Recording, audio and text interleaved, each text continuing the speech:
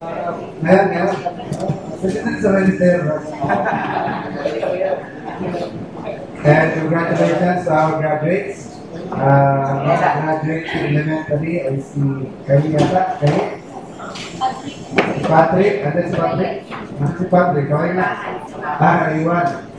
Si Patrick, si Kay, sino pa yung mga graduate? Si Efraim, who else? Tapos kayo, di kayo makakasal sa regalo.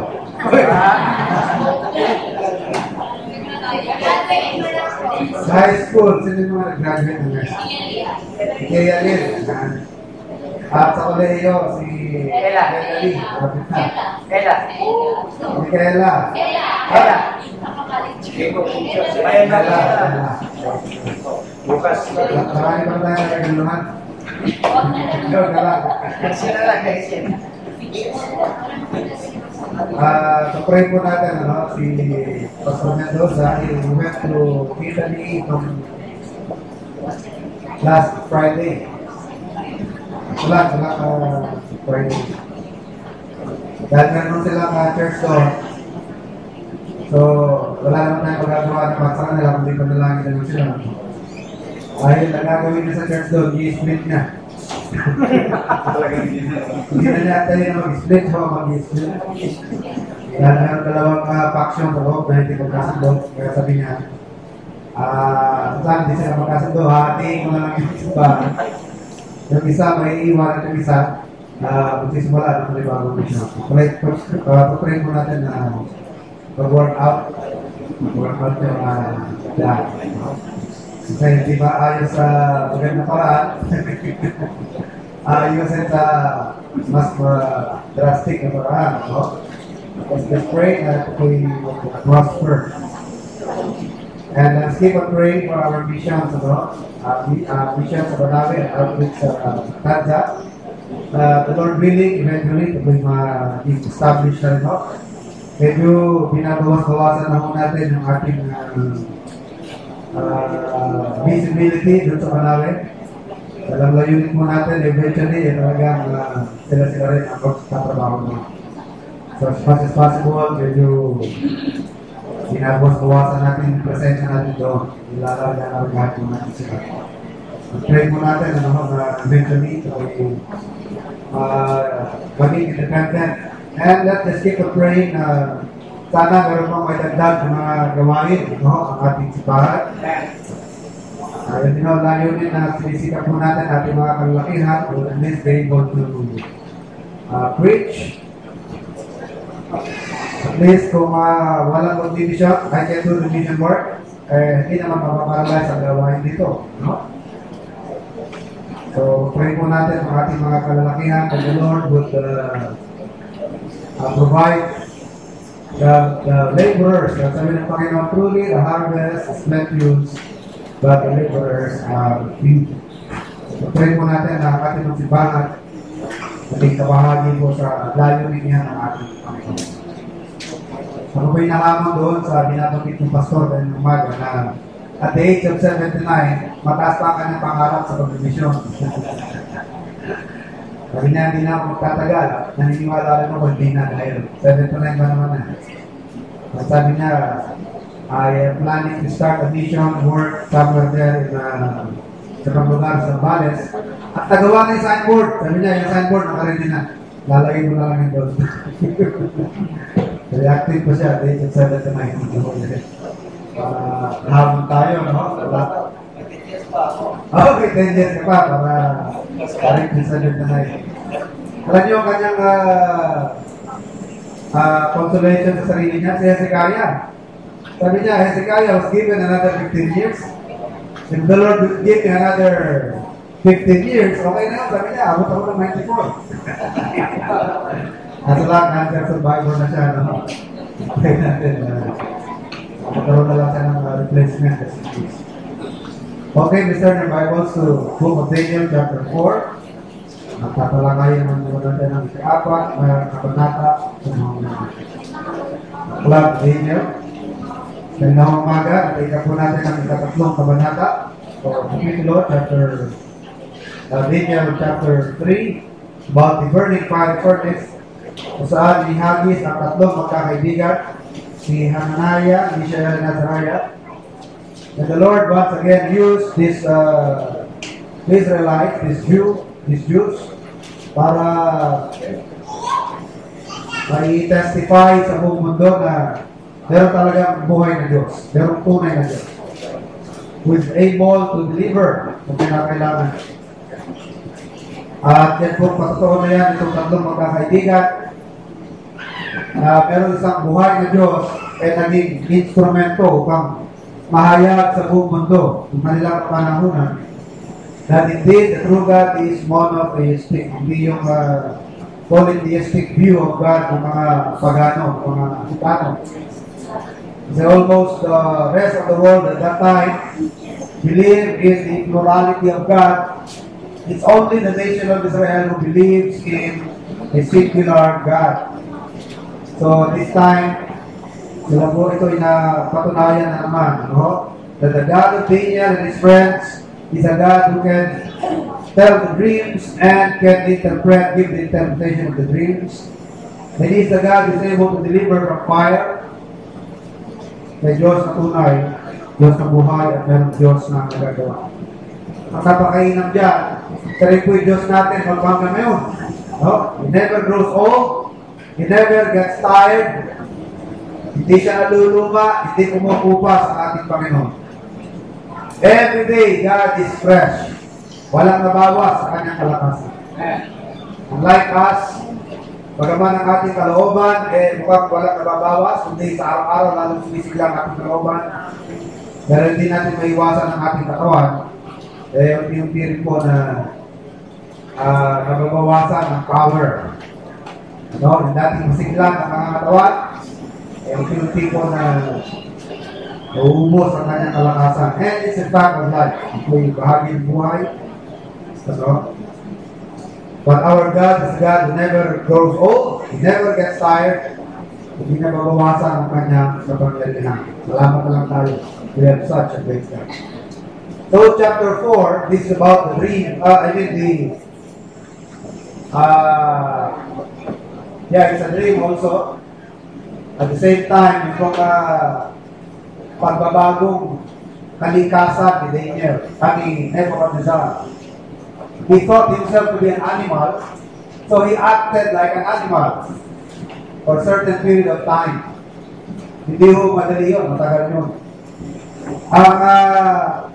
There are some who say na yung pong times na binabanggit dyan is referring to 3.5 years, and there are some who say it is 7 years. Yun ang nagsasabi na 3.5 years, dahil sa kinakount ng season sa Israel sa mga Babylonians, dalawa lang. The winter and the summer. Yun lang ang binibilang na season. So, kung 7 times yun, that is 3.5 years. Yan ang sumatutan mo. But whichever, kapatid, it is the fact that Nebuchadnezzar became like an animal in his heart because of his pride. Okay, let's take a look at the chapter, verse 1. Nebuchadnezzar, the king, unto all people, nations, and languages, that dwell in all the earth, peace be multiplied unto you. So dito sa chapter 4, tapos na yung kanyang pagiging parang hayop. Bumalik na siya dito sa chapter 4. He is just reiterating what happened. Inuulit lamang niya, kinukwento niya kung paano nangyari. Kaya, introduction niya sa chapter 4, verse 1, makinig kayo, sabi niya, you listen to me, all the nations and languages, peace be unto you. You listen to what I'm telling you. Sabi niya, verse 2, I thought it good to show the signs and wonders that the high God hath wrought toward me. So this is his testimony.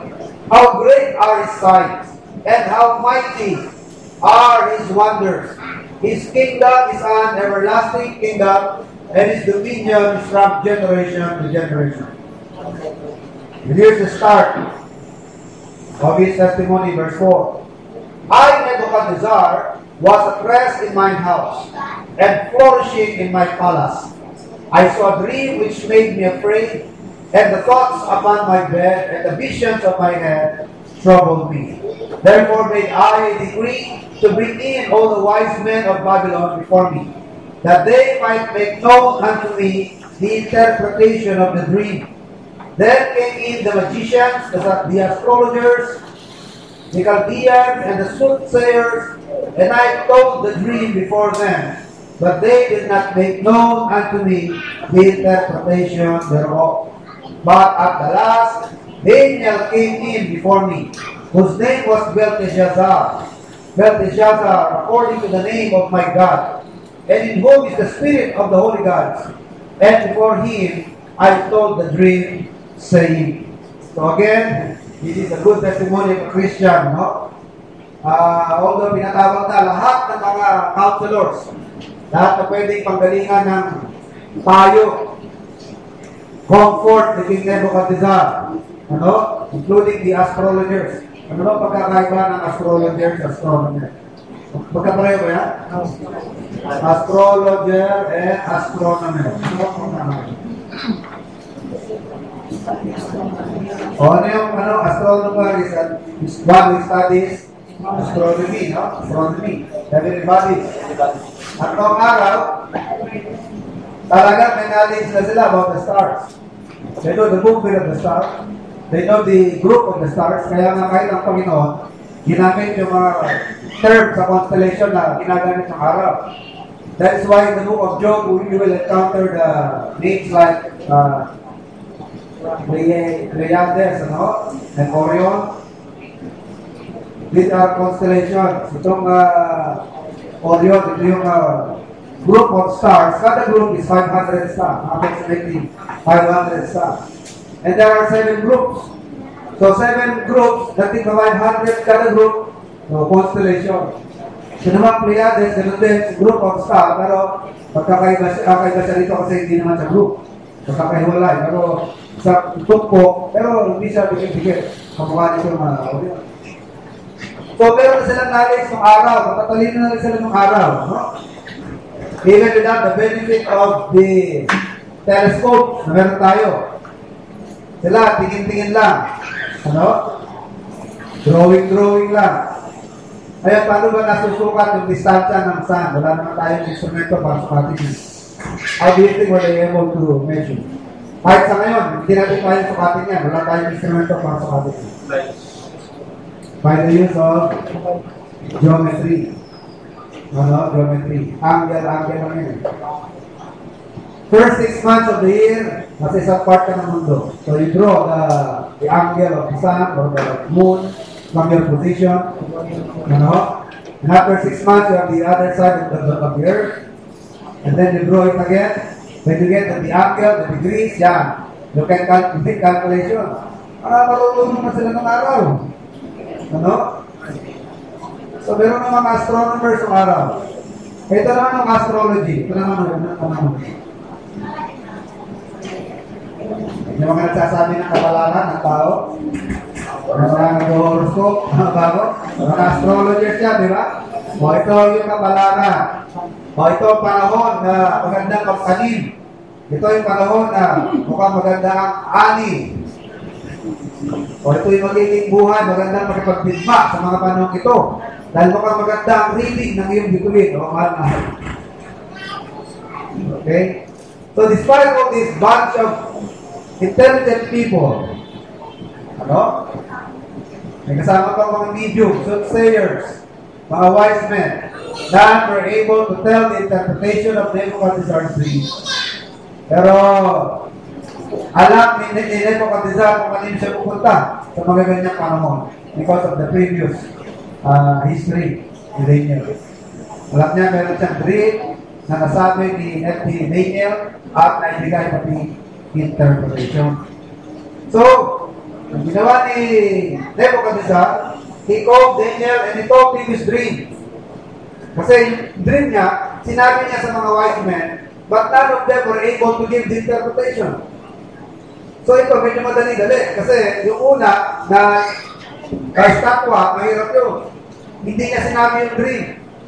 Tapos sabihin mo yung dream, yung interpretation. But this time, the dream was given, the king was just waiting for the interpretation.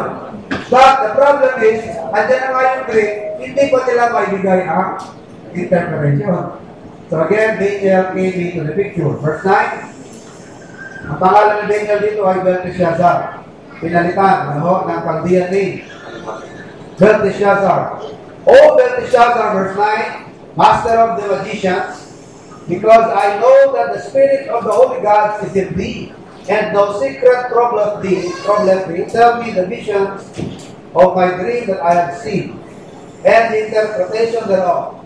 Thus were the visions of mine head in my bed. I saw, and behold, the tree in the midst of the earth, and the height thereof was great. The tree grew and was strong, and the height thereof reached unto heaven, and the side thereof to the end of all the earth. Parang yung Jack and the Beanstalk. Halala niya? Kwento ni Jack and the Beanstalk. Makyat yung puno, no? Nagkasalan pa sa ulam ang kapi ni Jack. Parang ganun. So, nothing is new under the sun, no? Patagal na pala yung Jack and the Beanstalk. Verse 12.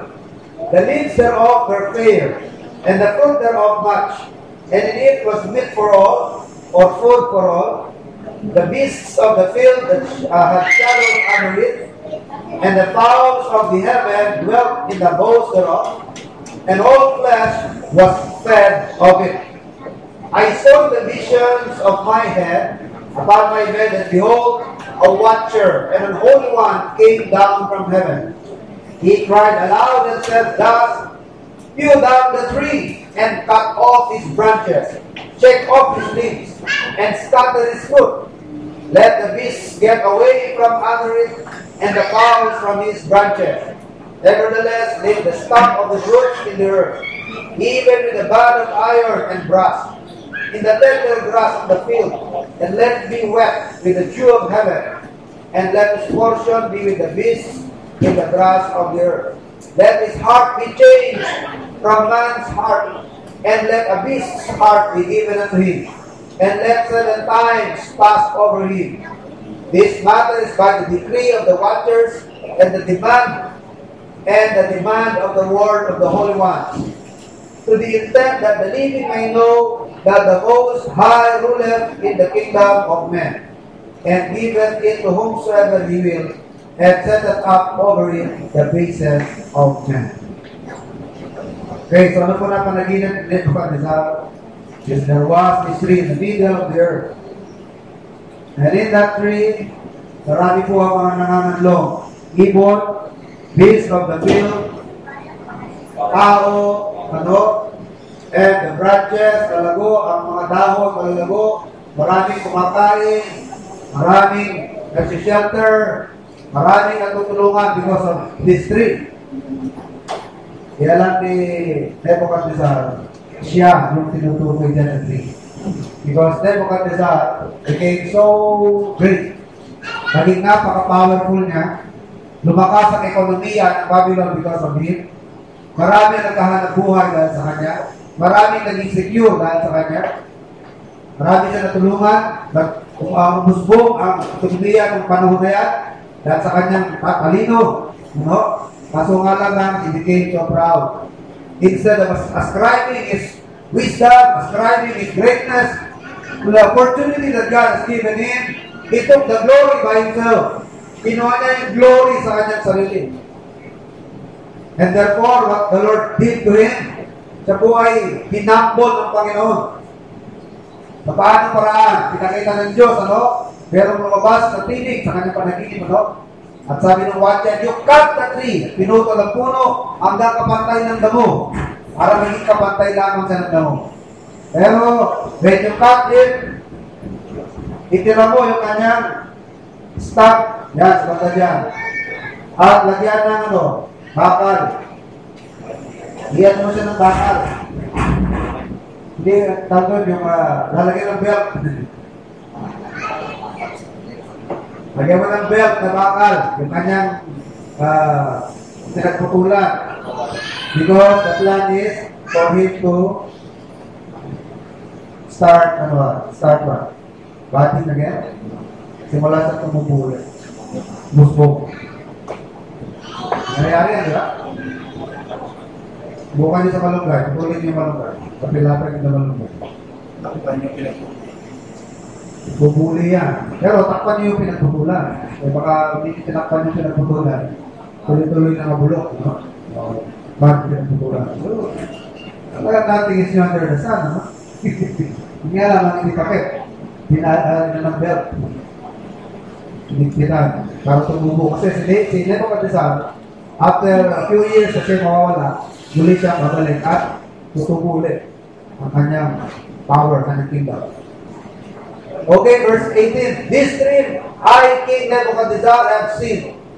Now thou, O Belteshazzar, declare the interpretation thereof. For as much as all the wise men of my kingdom are not able to make known unto me the interpretation, but thou art able, for the Spirit of the Holy God is in thee.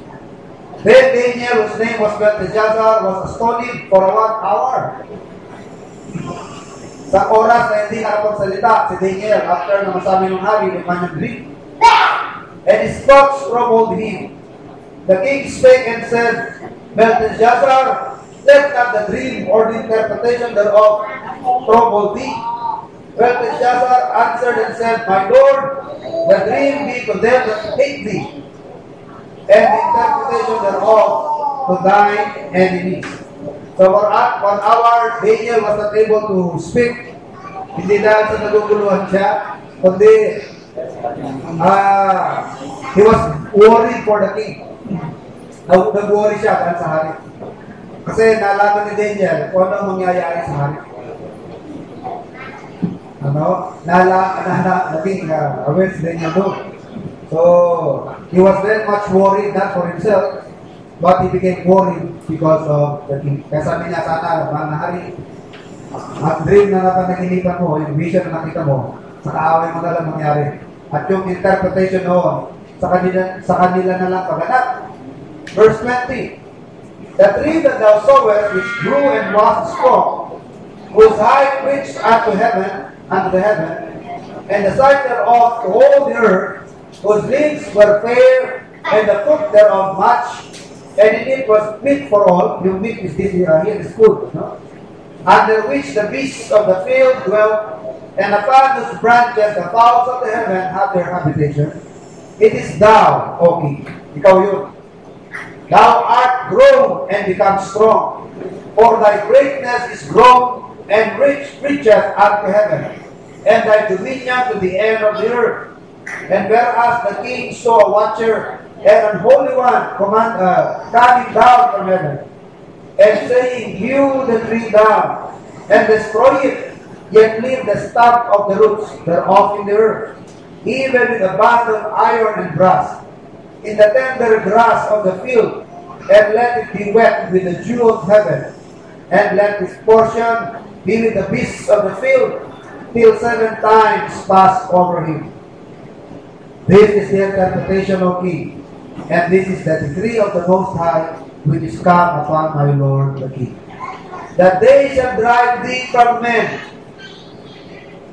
Pagtatabuyan ka. Bakit? He will become what? He will become mad. Kamuhay mababaliw. And according to their belief ng mga panahon na yan, ang isang baliw malas. So pag nakikita siya na mag-aasta na baliw, he will be driven. Ay, straight to. And he will be shot from the kingdom. Palalabasin siya sa labas ng kingdom.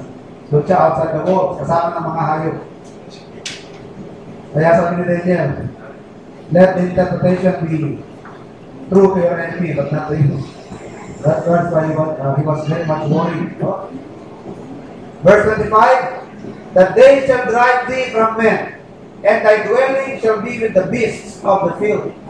And they shall make thee to eat grass as oxen, and they shall wet thee with the dew of heaven, and 7 times shall pass over thee, till thou know that the Most High ruleth in the kingdom of men, and giveth it to whomsoever he will.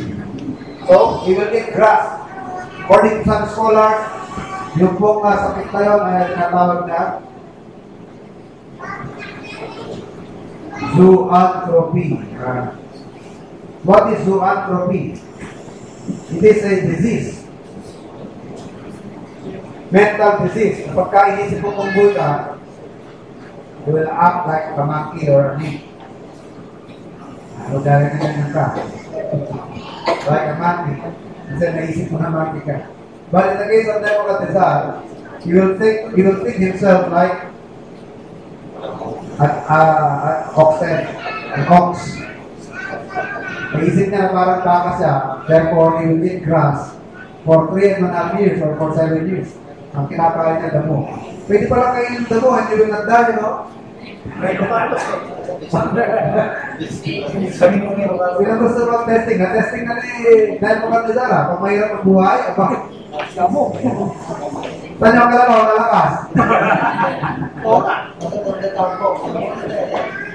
Walang kalabaw na mayroong heart disease. Kasi meron akong kilala na pastor. Kabuyaw. Mayaman na siya ngayon dahil sa kanyang mga herbalist siya. Mayaman na siya ngayon, mayari na siya ng radio station. Dahil sa Kabuyaw. Meron siya may machine na siya pang capsule. May machine na siya na pang-grind ng mga herbs. Ang pinaprescribe niya sa may sakit sa puso. Alam niyo yung damo na ganyan kung tumubok. Parang may open na rito na ang hirap bunutin. Ang hirap bunutin niya. Pero kakakat mo, buhay pa rin niya. Ang tigas niya. Yan ang pagkalito ng kalabasan niya. Lagayin niya. At yung pinaglagaan, inumin niyo. Gamot sa puso niya. At sabi niya, may nakita ba kayong kalabaw? May sakit sa puso? Ano kinakain niya? Ano kinakain niya? Saka meron nag-testify na si Moloy. Si Moloy nag-testify, sabi niya, gawin na sa Korea. Kasi doon niya na raw natanggap yung kanyang revelation kasi yung Son of God. Pero doon daw sa, while he was in Korea, pero siya 1 hectare land road, wala siya sa mga tao, basta pag isa lang siya, kinakain lang daw niya, damo. Buhay na ako. Damo lang kinakain ko, sabi niya. Kaya pagka wars comes to wars, ano? Wala tayo makain. Marami naman sa Pilipinas. Pumili na lang tayo. Siguro sa akin, tanglad. Dahil lasa. Oo, sa kawayan. Kawayan. Ano kawayan? Ano yung kawayan? Pwede kawayan. Di ba yung ubod na kawayan? Ang tawag ito, labog.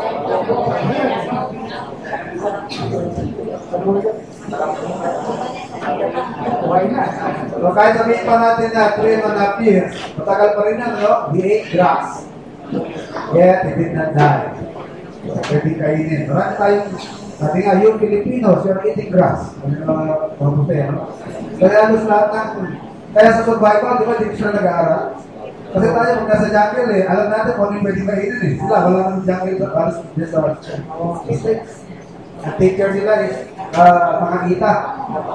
Hindi ko lang, nirecord na yata nila kita sa state. Sinala yata para magturo ng jungle survival. Alam ko, sila nag-training sa tubig. Meron puri ng body na pag kinat mo, maraming tubig. So if you're out of water, meron lang body na puputulin mo, may tubig ka na. Pero hindi lang ng body, baka may body na kinaka, patay ka.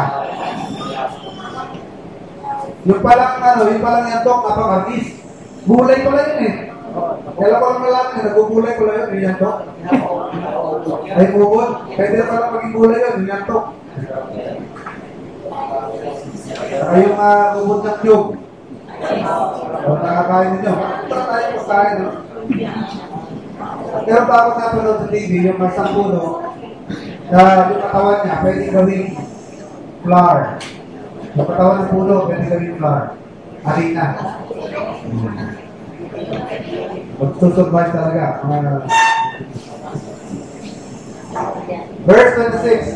And whereas they commanded to leave the stump of the tree roots, thy kingdom shall be sure unto thee. After that thou shalt have known that the heavens do rule. Wherefore, O king, let my counsel be acceptable unto thee, and break off thy sins by righteousness, and thy iniquities by shewing mercy to the poor. If it may be a lengthening of thy tranquility. Okay? Ano mangyayari daw? Kahit wala siya, the kingdom will be sure. Hindi mo walang kingdom kahit in your absence. Why? Nebuchadnezzar has a very strong organization. Malakas, matibay ang kanyang organization. Dahil even in his absence for 3 years or for 7 years, the kingdom is still intact. Imagine, si Kenya, di ba? Nandun siya sa top position sa administration. So, maandar ang gobyerno, even without Nebuchadnezzar. Pero bakit nangyari yan kay Nebuchadnezzar? Para ma-realize ni Nebuchadnezzar na hindi siya absolute monarch, hindi siya absolute ruler ng kanyang kingdom. Ang Diyos ang tunay na nag-rule. So, gusto lang ipaalam sa tao na hindi ikaw talaga ang boss. Hindi ikaw ang tunay na nasusunod. Pero masigit kang mataas sa'yo na dapat nasusunod. Hindi ikaw yun. Oh? So, ano po ang counsel sa kanya ni Daniel? Baka sakali, sabi niya, dahil dinikri na ito, baka sakaling maawa pa ang Diyos sa'yo. Break off thy sins. So, nakakatulong yung tigil na yung kasalanan. No? At palitan ng kasalanan ng righteousness. Matuwid na mamumuhay. Itigil ang mali, palitan ng matuwid na mamumuhay.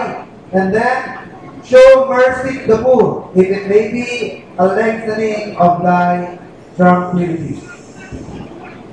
Naniniwala ako ulit sa verse Old Testament. Visiting the iniquity of the children of the father to their children up to the third and fourth generation. Ba't ako hindi maniniwala? Biblikal yun. Kaya ako na sasabihan mga kapatid. Ito ang nangyayari sa Japan. Although alam po natin na nasa ring of fire naman talaga yan. Kahit hindi naman tayo nasa ring of fire. Pero maganda sa kanila ang damage parati. Di ba? Way back 1980s, mga 86, ang COVID, mayanig, namatay hundreds of thousands of namatay. Grabe ang mga nangyayari suffering sa kanila. And you know what? Talagay niyo ang dahilan niya. It is because of your guilt, yung kasalanan nilang ginawa sa maraming instances. Merong tinatawag sa history na the rape of Nanking. You know? Talaga, tatlo lang ang bilin sa kanila. Tatlong B, burn. Tatlo yung bilin, burn, loot, and then, ano ba yung sabi mo ako? Burn everything, loot everything na makukuha ninyo, and kill everyone. Yung lahat, tatlo lang yan. Kaya paglapag na paglapag ng mga Japanese soldiers, methodical, alam na nila nasa isip nila, burn everything, kill everything, everyone, and loot everything na makukuha niya. Para silang mga zombie na wala nang emosyon. Kaya kung meron kayong mga documentary na mababasa mo panood, ito yung nangyari sa China. At hindi lang nila inulit sa China yun. Hindi lang sa China nangyari yun. Sa ibang mga lugar, naulit mo yan. Kahit yung mga ninuno natin, yung nangyari sa Manila, yung mga naiwan, nung tumakas sa Yamasita, maraming naiwan ng mga soldiers yung commander na nakipaglaban sa Manila after the death. Pero bago sila sumuko, ang dami na lang pinatay ng mga kalaban nila, mga 100,000. Pinatay nila na inhabitant sa Manila. Kahit mga nangyayari ngayon yan, ano yan, visitation pa rin yan. Visiting the iniquity of the fathers. Kasi nung dinadalaw, mga next generation na rin. Talagay nyo yung nangyari sa Jew. Alam niyo po ba, yung Jew, kawawa lang sila nung time ni Hitler, you're wrong. Even before the time of Hitler, wala nang lugar na gustong magkalong sa mga Jew. Wala. Why? Ano sinabi ng mga Jew? Crucify him. If he is not guilty, let our children, let us and our children bear the blood. Kami ang magdadala ng dugo na namatay na inosente. Yan ang sabi ng mga Hudyo, di ba? Crucify him. Kung sa man ay walang kasalanan, ay pinako namin. Kami ang magdadala ng guilt at ang aming mga anak. At sinagot ng Panginoon niya. Dahil panahon ni Hitler, yung consummation, pero even before Hitler, Wala ng lugar na gustong tumanggap. Mapa Spain, mapa France, mapa Russia, talagang ipinapatapon kung saan saan, maging sa England. Walang lugar na pwedeng tirahan ng mga Hudyo. Kung saan sila magsesettle, hindi pa sila nakakatagal, pinapalaya sa kanila. Kaya kung mapanood yung film na Fiddler on the Roof, pero doon sinasabi yung main actor doon, I forgot his name, Octavio yata, ano? Siguro kung bakit hindi tayo nawawala ng sombrero. Kasi ang mga lalaki nila, marami na sombrero. Sabi nila siguro, no wonder na hindi tayo nawawala ng sombrero sa ulo, dahil wala tayong permanenteng tinitirhan sa mundo. Marami tayong magdago. Dahil sa naman tayo. Ano? Meron lamang isang bansa, ang Pilipinas ay isa lamang sa mga bansa na naging friendly sa mga Hudyo. At ang mga Hudyo at leader nila yan. Kasi nung pinapalaya sila, isa sa mga lugar na lumaban sa kanila, Pilipinas. Pero almost the world, the whole world, ayaw tanggapin ang mga Hudyo. Hindi lamang nung Second World War, even before the time of Hitler, panahon pa ng nila Napoleon Bonaparte, wala nang may gusto sa mga Hudyo. Pinagpapatay sila. Sinisequester sila. Ang tingin sa kanila, president. Mababa ang pagtingin. Pero ba kayong nabalita na Hudyo hanggang ngayon na may malalawak ang lupain? Pero ba kayong alam? Isang Hudyo na malawak ang property, malawak ang kanyang estate, wala. Pero kahit napakayaman ng mga Hudyo, they were not allowed to acquire vast properties. Kaya yung wealth ng mga Hudyo, kinoconvert na lang nila into precious stones. Kaya sila pinakamalaking may control sa diamonds. May hawak ng mga diamonds. Well, yun the bills. Nabas.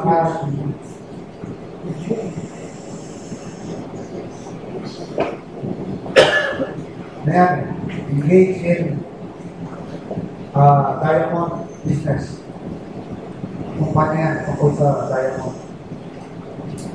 Malaking may hawak mga diamante, mga Jews. Alam niyo ba yung mga kayamanan na itago nila during Second World War? Galing din sa mga Hudyo yun eh. Diba? Pinapila niya, diba? Kahit gintong ngipin, tinatanggal. Tapos, napasok nilang Allied Force sa isang tunnel, 200 feet below. Merong buho sa semento. Ang ginawa nila, binoba yung gilid, napasok nila. Libo-libong bags, mga ngipin, na ginto, mga siksik, ikaw, pintas, barang-barang ginto, mga pera, silver, mga precious metals, ito, sa kiloyo, sa mga Hudyo. Kasi mga Hudyo, pinapaalis na, di ba? Pinasakay na sa tren. Ano dadalhin mo? Siyempre, lahat ng balulot mo, ang doon sa maleta. Bibita na nila lahat ang kanilang kayamanan. Kaya mga kapatid, mag-iingat din tayo. Kung tayo ay gagawa ng masama, kung hindi man tayo dadalawin ng Panginoon, ng ating anak, ng ating apo, ang anak ng ating apo, because the Bible says, I will visit the iniquity of the parents to their children up to the 4th and 5th generation. Alam niyo ba ng time ni Josiah? Nung mabasa ni Josiah yung law, sinira niya ang kanyang damit at siya po ay pinasulog niya lahat ng mga idols, pati yung bangkay ng mga idolatros, pinahukay niya, pinadigdig niya. Kaya sabi na Diyos sa kanya, huwag kang mag-alala. Lahat ng curses na pinronounce ko sa mga violators ng command ng Panginoon, hindi yan mangyayari sa panahon mo. Ibig sabihin, itutuloy pa rin ng Diyos. But because of repentance, maaaring mapigil yan sa panahon mo.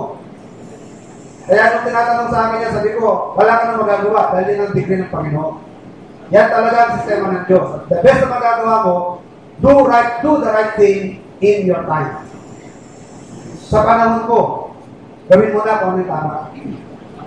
Kung gagawin man ng Diyos yan, pagkatapos mo, wala na tayong say dyan, nasa kamay na ng Diyos yan.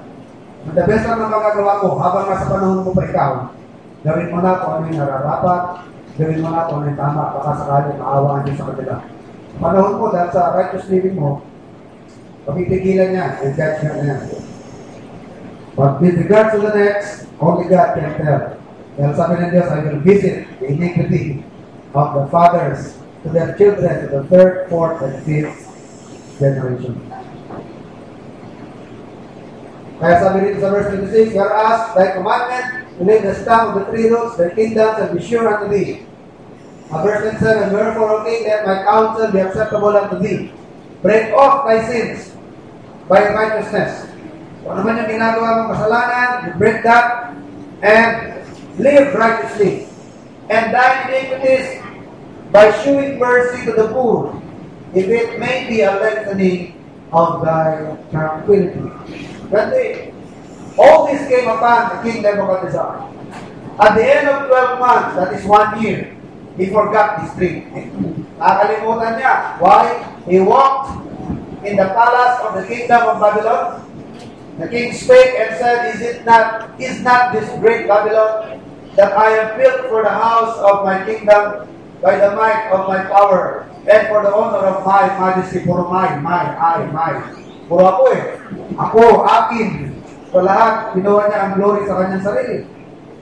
What happened? Verse 31. While the word was in the king's mouth, there fell a voice from heaven saying, O King Nebuchadnezzar, to thee it is spoken, the kingdom is departed from thee.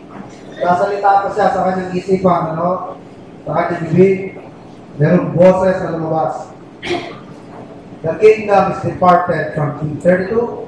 And they shall drive thee from men, and thy dwelling shall be with the beasts of the field. They shall make thee to eat grass as oxen, and 7 times shall pass over thee, until thou know that the Most High ruleth in the kingdom of men, and giveth it to whomsoever he will. The same hour was the thing fulfilled upon Nebuchadnezzar, and he was driven from men, and did eat grass as oxen, and his body was wet with the dew of heaven, till his hairs were grown like eagle's feathers, and his nails like bird's claws. Ano nangyari sa kanya? He literally became an animal, like an animal, Bumaba ang kanyang mga kuko, ang kanyang balahibo, parang naging feather ng agila. Hindi lang taong braso to, Hindi lang.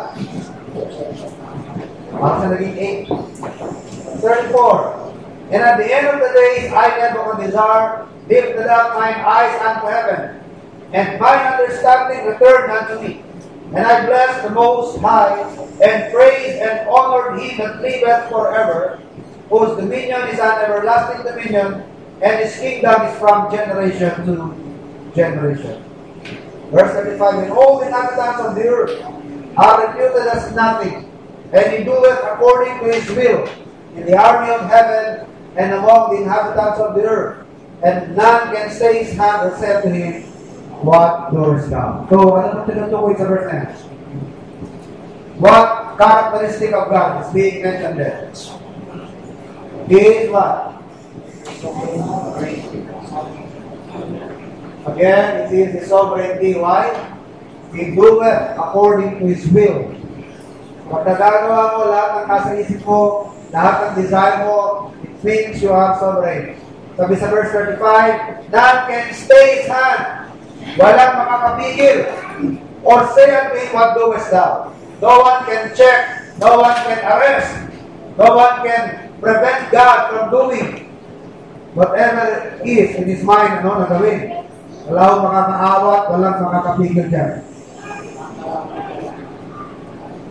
At lahat ng tao, lahat ng nilalang, mapasalangit, mapasalupa, are reputed as nothing. Para bang walang kwenta. Kaya nga yung sinasabi ni Paul sa Romans chapter 9, For thou, O man, thou the flyest against God. That is a bit derogatory, Derogatory yan. Parang pinapakita lamang ng Diyos na ang laki ng distansya natin. For thou, O man. Malayo ang agwat natin. Ikaw ay tao, ako ay Diyos. Who are you to question my decision? Who are you to question my judgments? Kung gusto kong gumawa ng tao, what's the big deal? Gumawa ako ng tao ng kalahati, pumunta ng impyerno, ng kalahati sa langit. If I am sovereign, what is that to you? At sabihin pa natin, ako gumawa para sila napunta ng impyerno, what is that to you? Ako nga sovereign When we were in Dimaras, that became one of the issues, the question and answer. Sabi nung consultant, mga translators for 16 years, sabi niya, and I asked a question. Sabi niya, God predestined everything. He predestined Christians to fight against corruption, but at the same time, He also predestined na corruption lumabas. So you think that that's a contradiction? Hindi kaya contradictory yan. Ang sagot naman ng debater na reform, if God is sovereign, at pinayagan niya na lumitaw ang kasamaan, what is that to us? Eh, di ba sovereign naman talaga siya? Ay, sabihin natin na siya ang naging author ng email, if he is sovereign, eh wala na magagawa. Because he is a sovereign God. And he is true. Pero hindi lang totoo that God is the author of evil. At sabi ko sa kanila, sa dalawa sa kanila, sa ito, James 1:13, God cannot be tempted with evil, neither tempted He anyone. Hindi ang Diyos ang author ng evil. Hindi siya mag-propose for someone to get evil. Pero sinagot ko yung tanong niya, that God decreed everything. Lahat ng nangyayari, masama o mabuti, dinigreed ng Diyos na mangyari yan. At sabi ko una, kaya bang pigilin ng Diyos? Kaya bang pigilin ng Diyos na huwag magkasala si Lucifer? Kaya bang pigilin ng Diyos na huwag magkasala si Adam? O bakit nagkasala? Isa lang ang conclusion doon. Pinayagan niya. Correct? Pinayagan niya. Tapos gano'n pa sa tanong, humirit ko Kaya kung pinayagan ng Diyos, at hindi ang Diyos ang nag-cause na magkasala si Lucifer. Hindi ang Diyos ang nag-cause na magkasala si Adam. Bakit nga sila nagkasala? Bakit sila nahulog sa kasalanan? Ginawa naman sila na banal. Bakit sila nahulog sa kasalanan?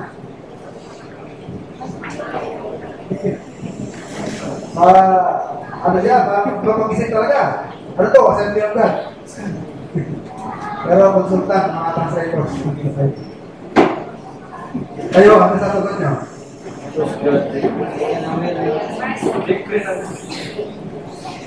Hindi ang Diyos na nag-cross para magkasala ang tao.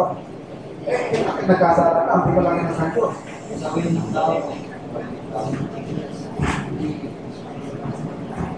Sinagot ko sa kanya, because everything is what?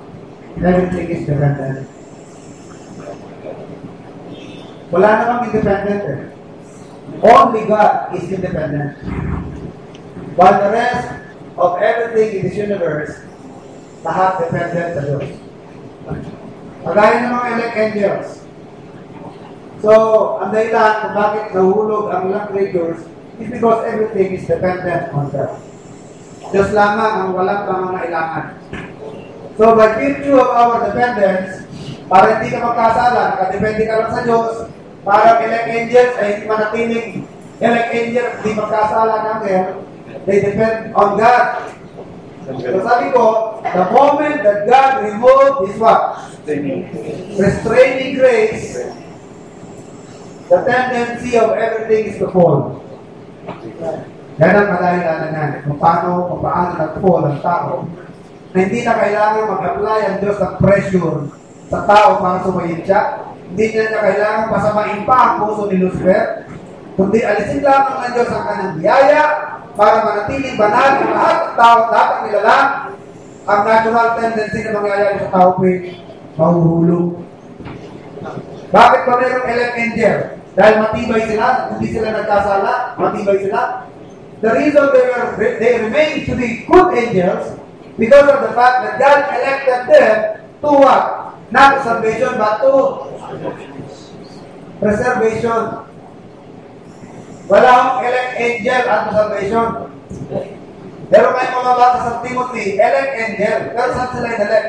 Not at salvation, but they were elected by God unto preservation. Dinikri ng Diyos na mayroong mga anghel na ma-preserve sa kanilang kalalagayan na hindi magiging mga demons.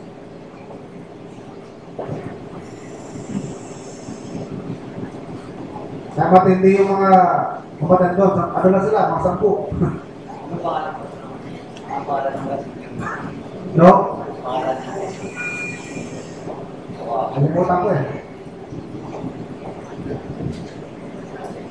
So maganda po na makita natin yung sovereignty of God.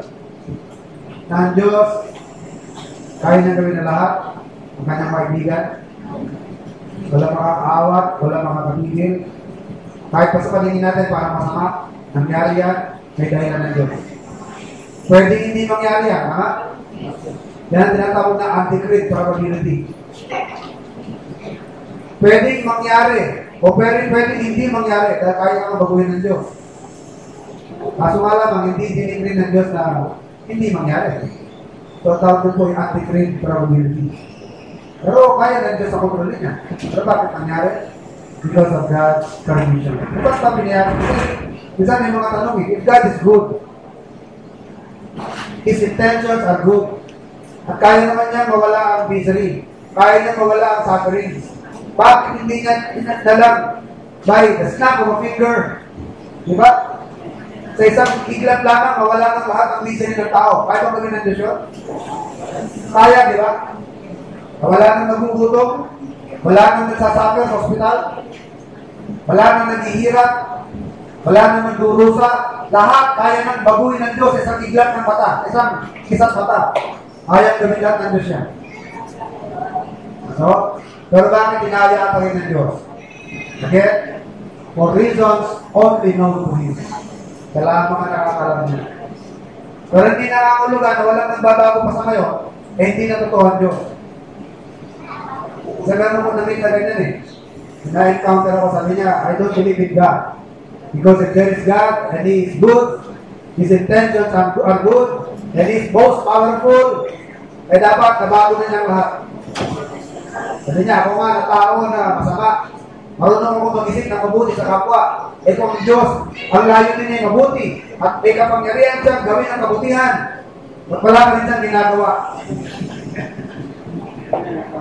Nasagot ko sa kanya, ang timetable ko ay hindi timetable ng Diyos.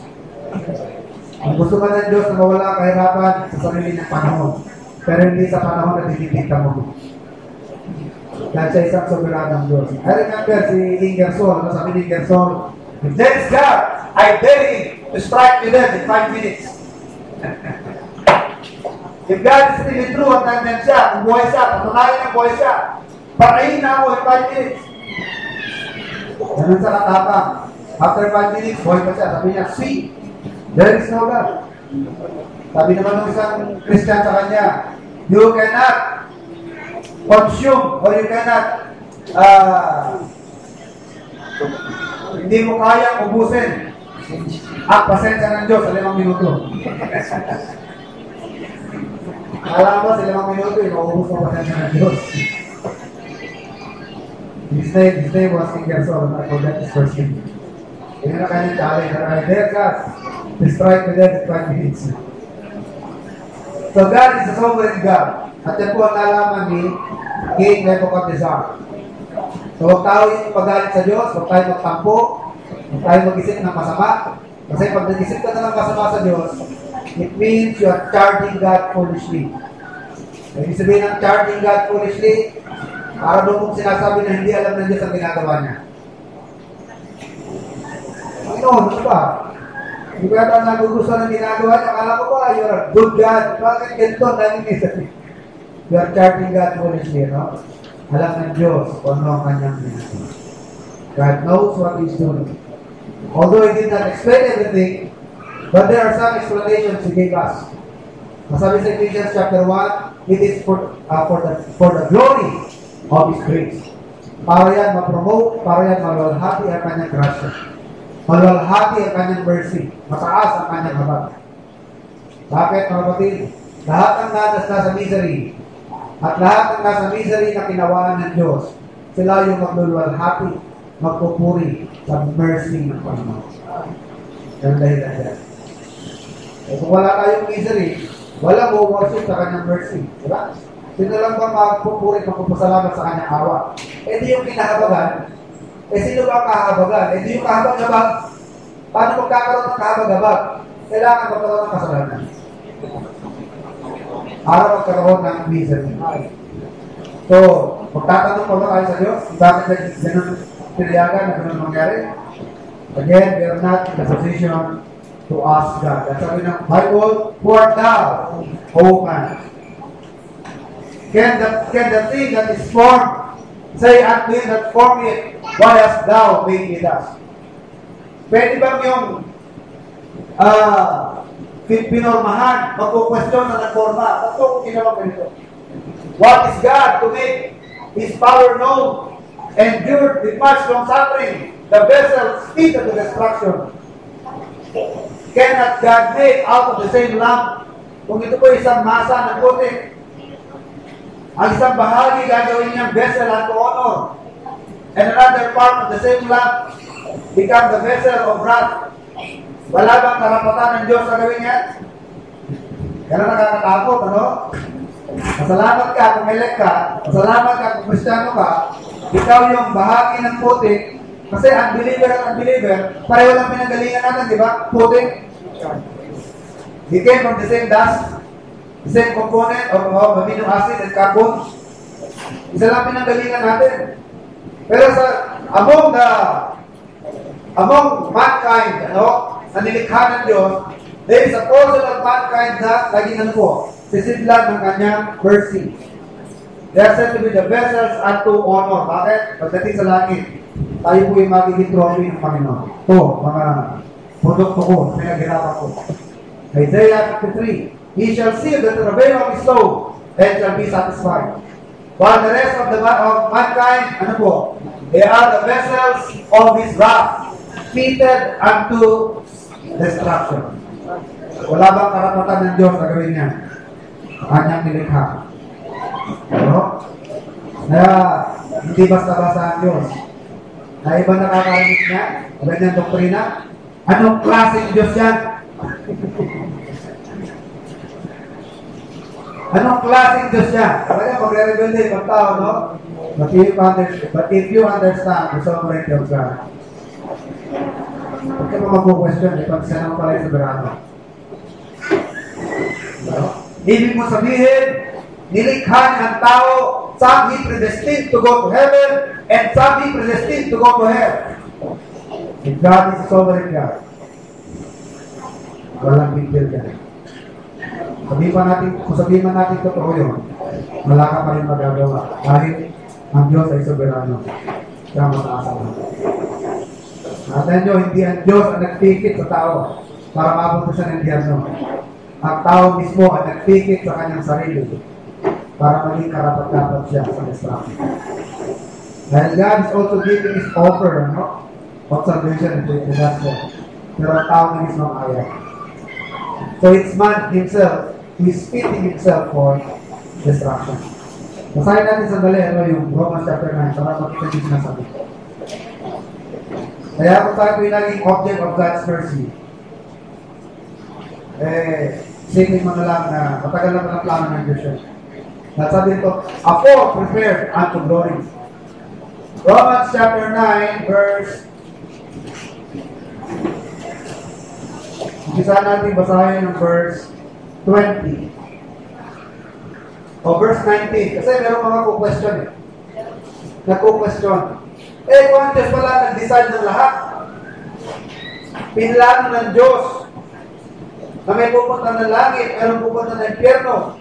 Ba't ako may pananagutan sa Kanya? Verse 19. Thou wilt say then unto me, why doth he yet find fault? Ang answer ni po, for who hath resisted his will? Nay, but, O man, who art thou that repliest against God? So yung term na O man, dapat mong ma-realize, malayo ang distansya mo. Diyos ang tinutunggali mo, tao ka lang. Kaya who art thou, O man, that repliest against God? Shall the thing formed say to him that formed it, why hast thou made me thus? Hath not the potter power over the clay of the same lump to make one vessel unto honor and another unto dishonor? What if God, willing to show His wrath and to make His power known, endured with much long suffering the vessels of wrath, fitted to destruction, and that He might make known the riches of His glory on the vessels of mercy, which He hath afore prepared unto glory. So matagal nang inihanda ng Diyos ang elect. We were prepared before time unto glory. Tagal ka namin tinalagaan ng Diyos para sa kanyang kaluwalhatian. Sino-sino yun? Verse 24. Even us, whom we have called unto salvation, not of the Jews only, but also all the Gentiles. Wala ang difficulty nun. How can God allow sin without becoming the author of sin? So, doon nandun yung difficulty. How can God allow sin to come without becoming the author of it? And the answer is, dependence.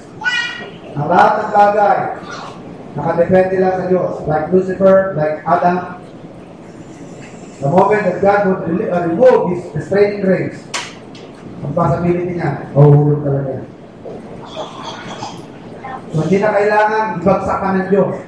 Hindi ka na kailangan pagpasamahin ng Diyos. Alasin lamang ng Diyos sa kanyang biyaya sa iyo. Your tendency would be to go down and fall. Verse 36, at the same time, my reason returned unto me, and for the glory of my kingdom, mine honor and brightness returned unto me, and my counselors and my Lord sought unto me, and I was established in my kingdom, and excellent majesty was added unto me. Now I, Nebuchadnezzar, praise and extol and honor the King of heaven. All whose works are truth, and his ways judgment, and those that walk in pride, he is able to abuse. So sana po, huwag na tayong matulad ng Nebuchadnezzar para matutuhan ng isang bagay. Hindi, through his example, ma-realize na lang natin na hindi tayo talaga absolute ng ating buhay. We are not the absolute owner and director of our lives because there is someone who regulates us. Ang Diyos ang nagre-regulate sa ating buhay. Sa ang nasusunod, there are things that we can do and there are things that we cannot do. At yung magmamalaki sa atin, God is able to abuse. Kung naman tayo pinapromote sa ating station, sa ating buhay, sa ating status in life, na-promote tayo, dapat natin ma-realize, Psalm 75:6, promotion does not come from the east, but from the west. But God is the judge. So, ang Diyos ang umuhusga kung dapat ka nang i-promote o hindi. Hindi nanggagaling yan kung saan-saan. Hindi dahil sa connection, hindi dahil sa influence. Dahil kahit wala kang connection, God can raise you up like what He did to Joseph from the dungeon. Mula sa bilangguan, Joseph became the second most powerful man in the Egyptian Empire. Hindi dahil sa meron siyang kadikit, hindi dahil sa meron siyang influensya, may kapit, hindi doon. Because Psalm 75:6 says, promotion does not come from the east or from the west. But God is the judge. Siya ang magsasabi, siya ang mag-judge. Kung dapat kang i-promote, dapat kang magbaba, dapat kang mag-stay, manatili sa iyong kalagayan, nasa Diyos lahat po niya. He makes one poor, He makes one rich. Sabi sa Proverbs, the rich and the poor meet each other. The Lord is the maker of them both. Ang Diyos ang lumikha sa kanila pareho. So, hindi naman ang dahilan niya para magantay ka na lang sa buhay mo. Nasa Diyos ako na lang, hintayin ko na lang kung anong pinakta sa akin ng Diyos. Balirin yun. Sabi lang ng Diyos, nasa Kanya ang lahat ng resulta ng ating buhay. Pero ang ating obligasyon, gawin kung anong nararapat. Ang turo niya sa atin, make some investments, engage on some trade, kung saan ka-asenso. Ang naglagay ng kamay sa kanyang araro, huwag nang palingon-lingon. Huwag mong iatras sa iyong kamay sa isang trabaho. Kung ano man yung binigay sa iyo, pagyamanin. Ano? Whatever you engage your hands to do it with all your might. Yan ang counter sabi ng Panginoon. Kung naman ang pinagkatiwala sa iyo ng Diyos na gawin sa buhay mo, gawin mo ng buong kalakasan. Pero ang outcome niya, nasa kamay na nandiyan siya para maging outcome niya. Pero kung naman ang pinagkatiwala sa atin, naging na trabaho o mataas na level ng trabaho, gawin lang natin kung anong nararapat Yun ang aming dapat gawin. Pero the ultimate result of that, yun po ay nasa kamay ng Panginoon. Hindi ang dahilan para yung doktrina niya, hindi ang dahilan na panatay ka na. Lahat pala, pinakdano ng Diyos. Hintayin ko pala kung pinakdano ka sa akin. Lahat na rin pala ako magagawa. What will be, will be. Ito yun. What will be, will be. Pero hindi tayo tinuruan na antay na lang yan. Tinuturuan tayo ng Biblia na magsipag, maging masinop, maging frugal, maging wise, make some good investments. Saan yan? Ecclesiastes 11. Put your bread in the water because after 70 days, you will still find your bread. Ano yan? God is teaching us that we should invest. Karoon tayo ng mga investments. Isang bagay na unlad ng ating pamumuhay. Sabi niya sa atin, go to the unused laggard. Matuto ka sa langgam.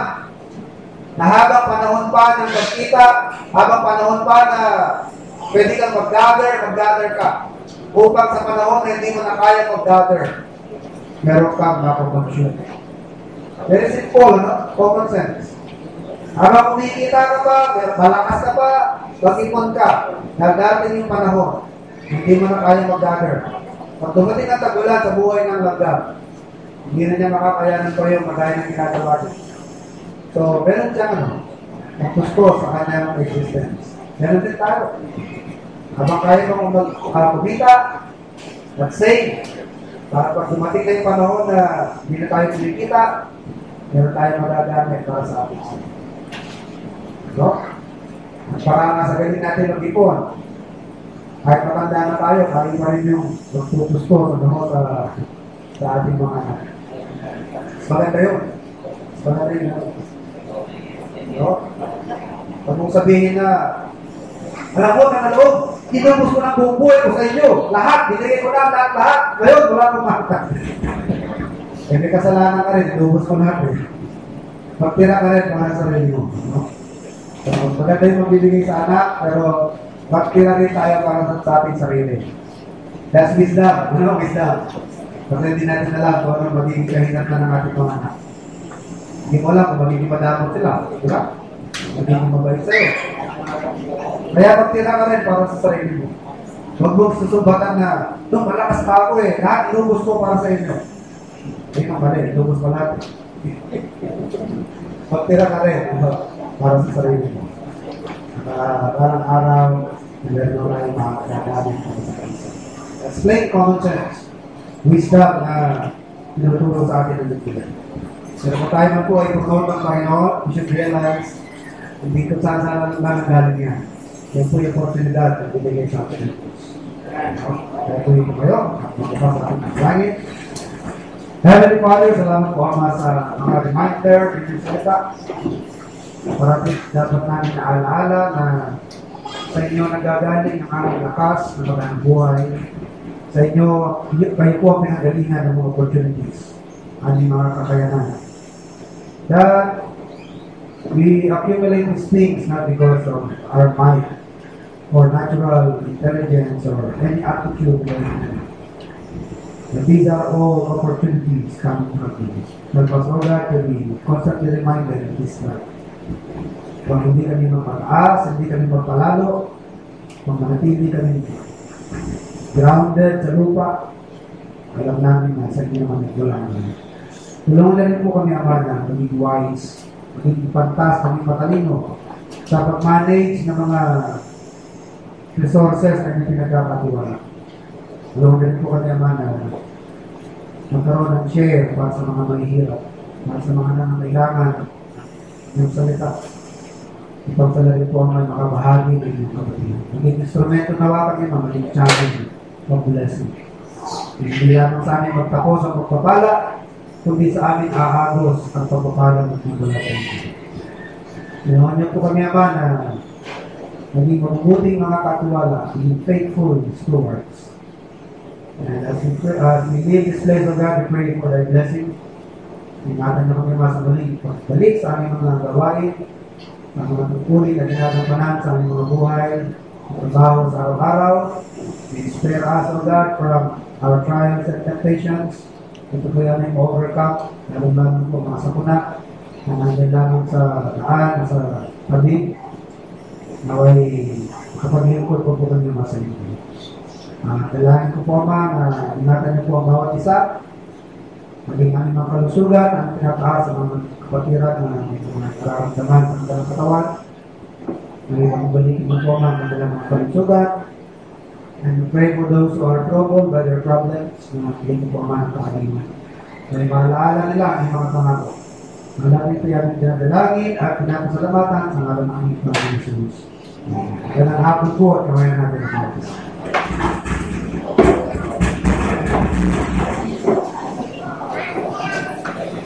Thank you.